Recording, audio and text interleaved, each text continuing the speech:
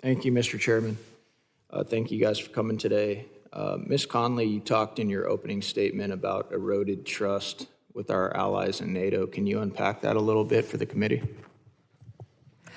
Yes, Congressman. So the question of many of our NATO allies regarding the President's comments about Canada and Greenland, would the United States respect the sovereignty of our NATO allies?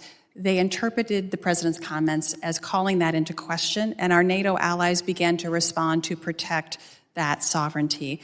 I believe the worst of this crisis is over. We need to begin to repair and rebuild that trust. We have a ways to go, and it's also a new relationship moving forward. The old NATO is gone. The new NATO is arriving, and I think this is new security, the substantial Arctic security packages that both the governments of Canada and Denmark have responded. That's where we build the future and hopefully put this crisis behind us and build that future.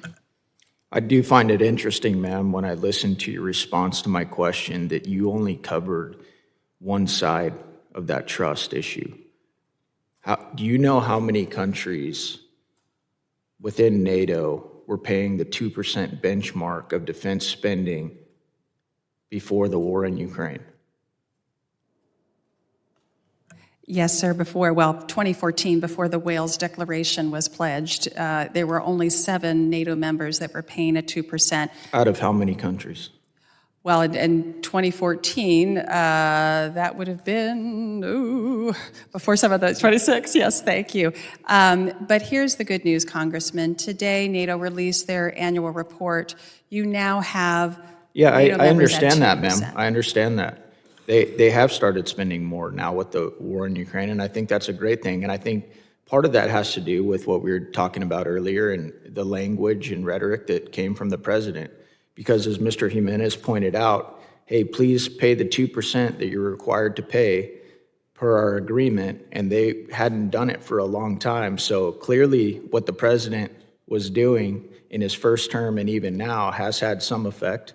I know the war has had some effect, but I think it's interesting when you testify before this Congress and this committee that you point out both sides of it, because I can tell you right now that a lot of my constituents that I represent up here and a lot of Americans I talk to, they do feel like NATO is a paper tiger, and they feel like NATO, often many of the countries in NATO ride the coattails of the United States and hope the United States is going to come and bail them out, and that's why they don't pay their fair share in defense per the agreement. Do you think that's fair, ma'am? I think that's certainly a fair public perception. I think what's vital, though, for the American people to understand, a new NATO with our allies increasing their defense spending and making a contribution keeps the United States safer. It's not a one-way street. It is a two-way street. And as I said, I wish more American people understood the value of that alliance. But your points are absolutely correct, that they have underspent. It has taken threats of sovereignty to get them moving in the right direction. That's not what we want to see. But let's hope we are in a better place, because allies are important. We understand the costs when we go in it by ourselves. We can do it. We have massive strength.